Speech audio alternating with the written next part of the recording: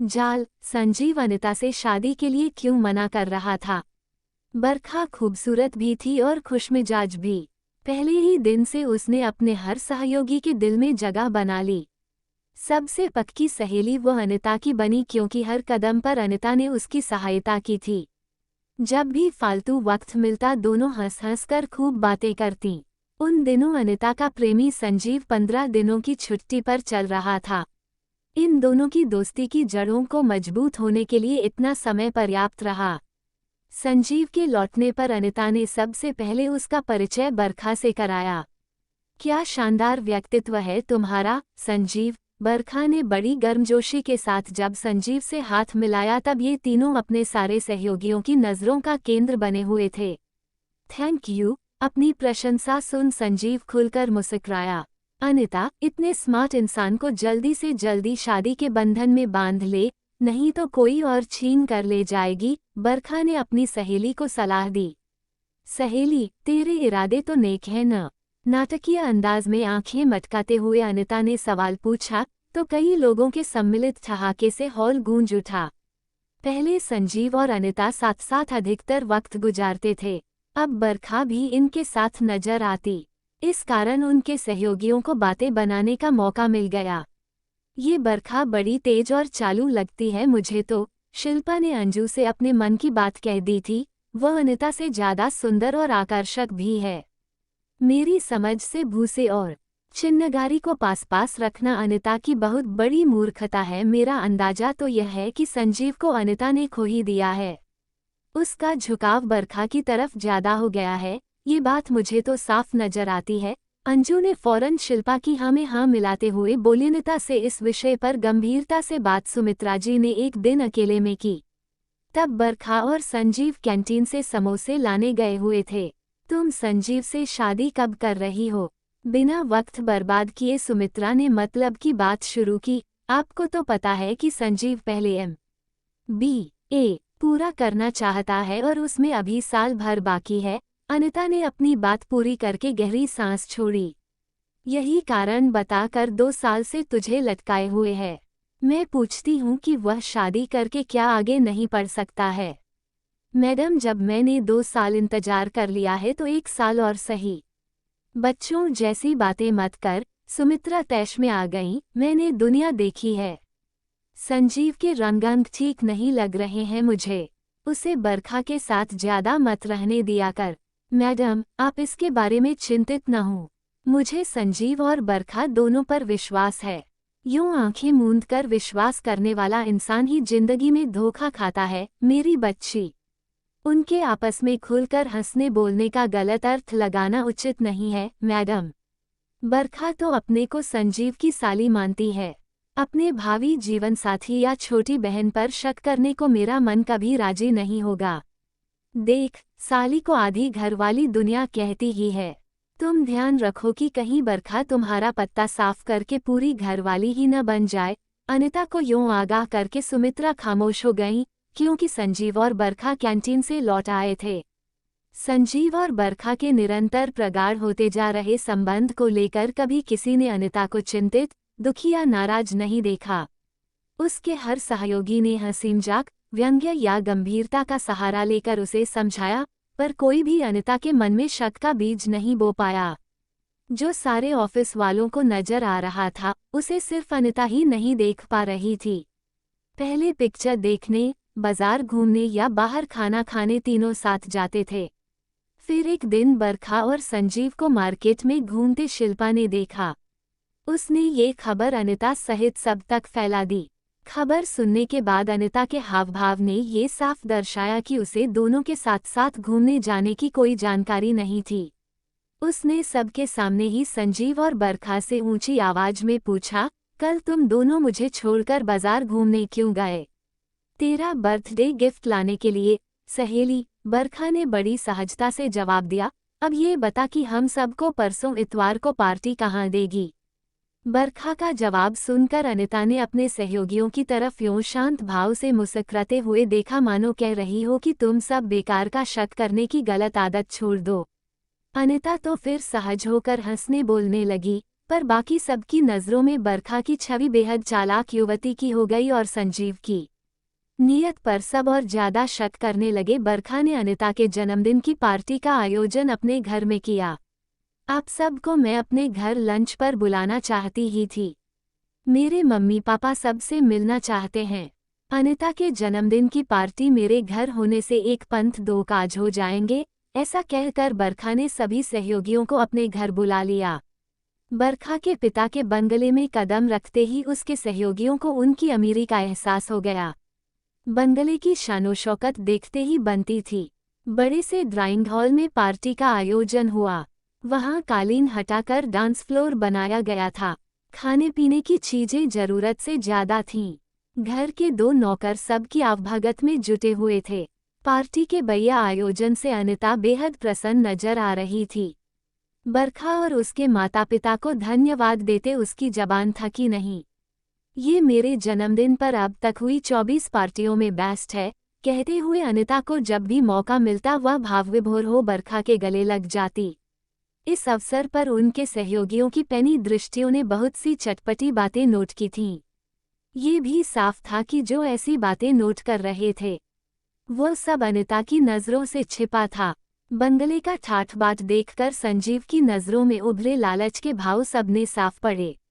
बरखा के माता पिता के साथ संजीव का खूब घुल मिलकर बातें करना उन्होंने बार बार देखा। अनिता से कहीं ज्यादा संजीव बरखा को महत्व दे रहा था।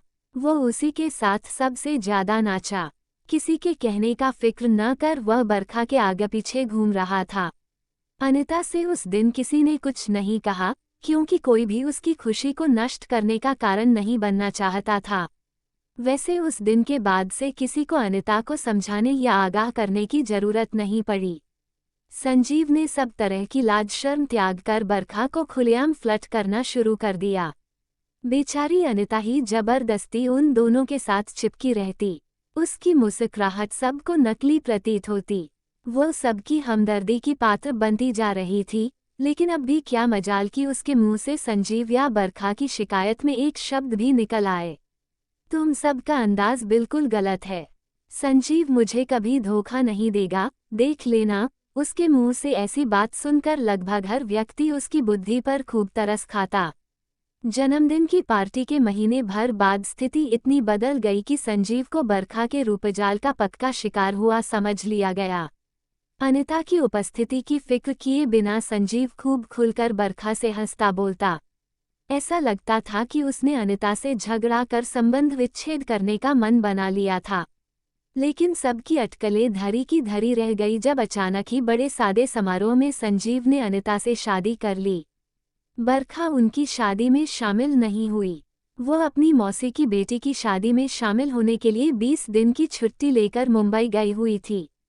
यूं जल्दीबाजी में संजीव का अनिता से शादी करने का राज किसी की समझ में नहीं आया। लोगों के सीधा सवाल पूछने पर संजीव मुस्कान होठों पर लाकर कहता, बरखा से हंसने बोलने का मतलब ये कतई नहीं था कि मैं अनिता को धोखा दूंगा। आप सब ऐसा सोच भी कैसे सके? अरे, अनिता में तो मेरी जान बसती है और अब मैं उससे दूर रहना नहीं चाहता था। अनिता की खुशी का ठिकाना नहीं था। उससे कोई बरखा के साथ संजीव का जिक्र करता तो वह खूब हंसती। अरे, तुम सब बेकार की चिंता करते थे। देखो, न तो मेरी छोटी बहन जैसी सहेली ने और न ही मेरे मंगेतर ने मुझे धोखा दिया। मुझे अपने प्यार पर पूरा विश्वास था, है और रहेगा। उसे शुभकामनाएं देते हुए लोग बड़ी कठिनाई से ही अपनी हैरानी को काबू में रख पाते। संजीव और बरखा का चक्कर क्यों अचानक समाप्त हो गया, इसका कोई सही अंदाजा भी नहीं लगा पा रहा था। दोनों सप्ताह भर का हनीमून शिमला में मना कर लौटे। बरखा ने फोन करके अनिता को बता दिया कि वह शाम को दोनों से मिलने आ रही है। उसके आने की खबर सुनकर संजीव अचानक विचलित नजर आने लगा। अनिता की नज़रों से उसकी बेचैनी छिपी नहीं रही। किस वजह से टेंशन में नजर आ रहे हो, संजीव? कुछ देर बाद हाथ पकड़कर जबरदस्ती अपने सामने बैठाते हुए अनिता ने संजीव से सवाल पूछ ही लिया। बहुत ज्यादा झिझकते हुए संजीव ने उससे अपने मन की परेशानी बयान की। देखो, तुम बरखा की किसी बात पर विश्वास मत करना। वह तुम्हें उल्टी सीधी बातें बताकर मेरे खिलाफ भड़काने की कोशिश कर सकती है, बोलते हुए संजीव बड़ा बेचैन नजर आ रहा था। वह ऐसा काम क्यों करेगी संजीव? मुझे पूरी बात बताओ न। वह बड़ी चालू लड़की है अनिता, तुम उसके कहे पर जरा भी विश्वास मत करना। पर वह ऐसा क्या कहेगी जिसके कारण तुम इतने परेशान नजर आ रहे हो? उस दिन उसने पहले मुझे उकसाया, मेरी भावनाओं को भड़काया और फिर आंतरिक द्वंद्व के चलते संजीव आगे नहीं बोल सका।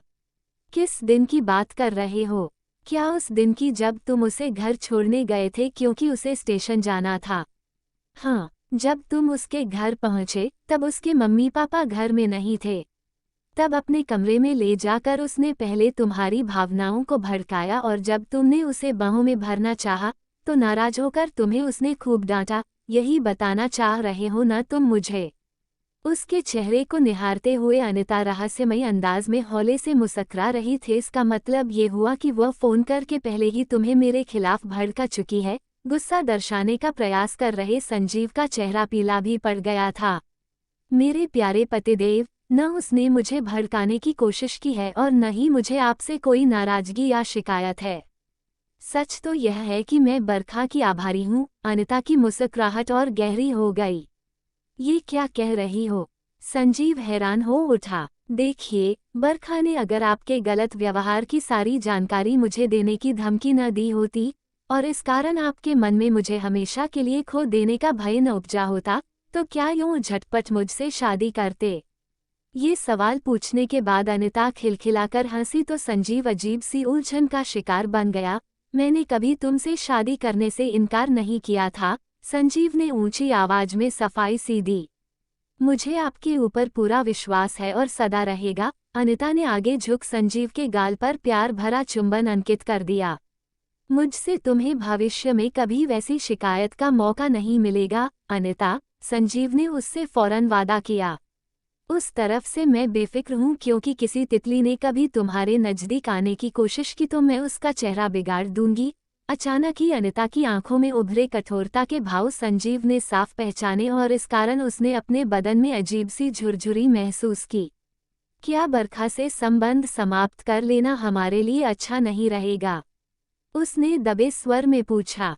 वैसा करने की क्या जरूरत है हमें, जनाब? अनिता उसकी आंखों में आंखें डालकर शरारती ढंग से मुस्कुराई। मुझे आप और अपनी छोटी बहन सी प्यारी सहेली दोनों पर पूरा विश्वास है। फिर उसे धन्यवाद देने का ये तो बड़ा गलत तरीका होगा कि मैं उससे दूर हो जाऊं।